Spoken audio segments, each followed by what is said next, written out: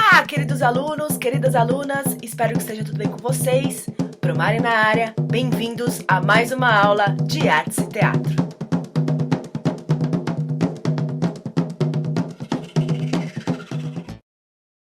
Então vamos lá, ensino médio, essa é a terceira parte sobre a temática arte e ancestralidade e nós vamos falar sobre a arte que veio da Europa, com os portugueses. A arte que veio com o povo europeu, atravessando o Atlântico em caravelas e outras naus, encontrou aqui a arte criada pelos povos indígenas. No Brasil daquela época, no início da colonização, os povos indígenas já produziam havia muito tempo cerâmicas, pinturas corporais, músicas, danças e outras manifestações próprias de cada povo. Um encontro entre esses dois mundos bem diferentes, dando início à mistura cultural que influenciou a arte e a cultura brasileira. O processo de colonização por meio das grandes navegações europeias trouxe costumes e tradições que foram incorporados à cultura que se estabelecia em terras brasileiras. E quando os portugueses vieram para cá, trouxeram a sua cultura, seus modos e seus hábitos. A história registra que no encontro entre culturas diferentes há estranhamentos e tensões. Mas quem nunca reagiu mal quando conheceu uma pessoa que pensava ou tinha gosto diferente do nosso? Os tempos das navegações, com caravelas e outras embarcações, trouxeram uma forma musical e poética conhecida como vilâncico, popular entre os séculos XV e XVIII. A origem desse nome parece apontar para os habitantes das vilas, os vilanos em espanhol. Esse gênero era parte da cultura popular da Espanha e de Portugal. Eram consideradas canções profanas, por não terem apelo religioso. Com o tempo, porém, essa canção, de vozes harmonizadas, passou a ser cantada nas igrejas, associando-se especificamente à época do Natal. Nessa partitura, chamada Mimo Amor, de 1500, de autor desconhecidos, podemos ver que são três vozes cantando a mesma poesia, mas com melodias diferentes. Na linha superior está a voz mais aguda, aquela voz mais fina, a soprano, que faz um movimento como se estivesse subindo e descendo uma escada, enquanto as duas outras vozes realizam um contraponto. É um exemplo de música que veio com as caravelas. Ela tem as mesmas características dos cânticos natalinos. O grupo de teatro de bonecos mineiros Giramundo produziu o Alto de Natal chamado Alto das Pastorinhas. Esse tipo de espetáculo, gente, normalmente encenado na época das festas do final de ano também, une teatro, dança e música para contar uma história religiosa. Essa também é uma forma de arte vinda de Portugal, que se transformou e hoje faz parte da cultura brasileira. O alto, gente, é uma composição dramática teatral de linguagem simples e popular. Seus elementos cômicos, de intenção moralizadora, apresentam personagens que simbolizam as virtudes, os pecados e o bem e o mal, representados por anjos, demônios e santos. E quando surgiu lá em Portugal, buscava satirizar os poderosos. Um dramaturgo português de grande destaque, gente, que produziu diversos autos, foi o Gil Vicente, que embora tenha vivido em pleno Renascimento, ele não deixou se impregnar pelas concepções humanísticas e retratou através de suas peças os valores populares e cristãos da vida medieval. Em seu Alto da Barca do Inferno, as pessoas tentavam conquistar um lugar na barca que iria rumo aos céus, mas os pecados acabaram levando-as para outra barca. Tudo acontece com muito humor em um único cenário, o porto, onde estão as duas barcas, uma com um anjo e a outra com o serviçal do inferno.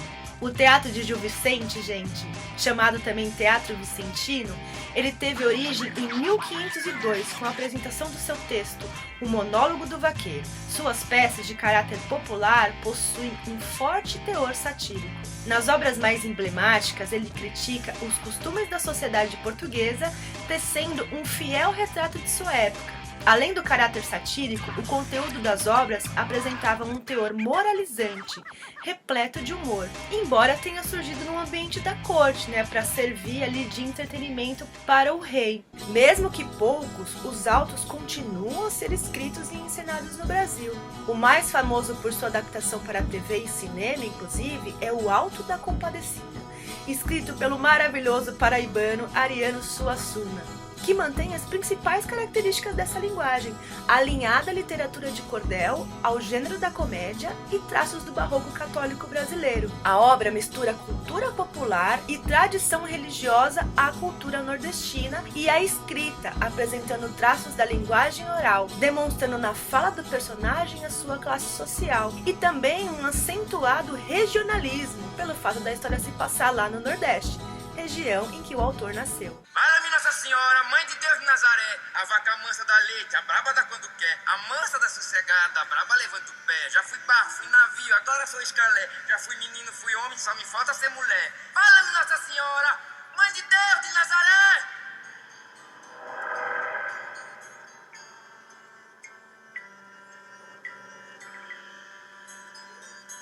A colonização portuguesa, gente, trouxe ao Brasil uma das principais formas artísticas de sua cultura, a azulejaria. Quando pensamos em azulejos, a tendência é vê-los somente como algo útil ou ornamental, não é mesmo? Embelezando e compondo ambientes.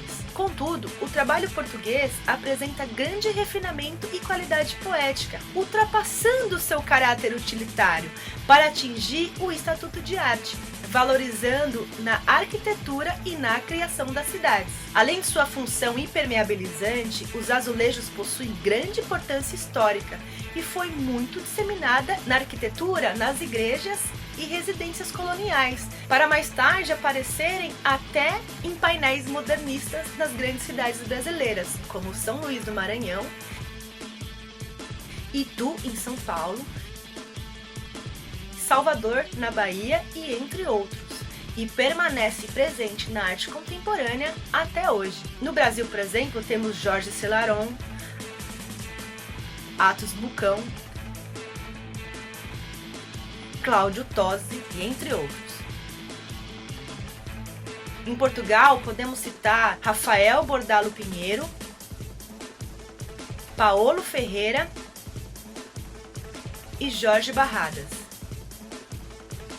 Esses dois últimos, gente, eles são responsáveis por modernizar a arte do azulejo e abrir espaço para um diálogo com artistas de outras linguagens, como por exemplo a pintora e ilustradora Maria Kelly, também portuguesa, e trabalhou com formas abstratas e geometrizadas nos azulejos, ligados a outras linguagens como a pintura, o grafite e a escultura. O azulejo, gente, ele é um emblema da cultura portuguesa, ainda que a produção inicial tenha sido de origem árabe. O Museu Nacional do Azulejo em Lisboa, Portugal, é um dos principais museus de cerâmica do mundo. É isso aí, pessoal. Nessas últimas 3 aulas foram apresentadas as matrizes culturais que formam nossa história com base na obra O Povo Brasileiro de Darcy Ribeiro. Mas eu quero deixar claro, gente, que a gente não pode excluir o fato de que a nossa arte e cultura se constituiu por diversos povos e matrizes culturais que chegaram e ainda continuam a chegar no nosso país.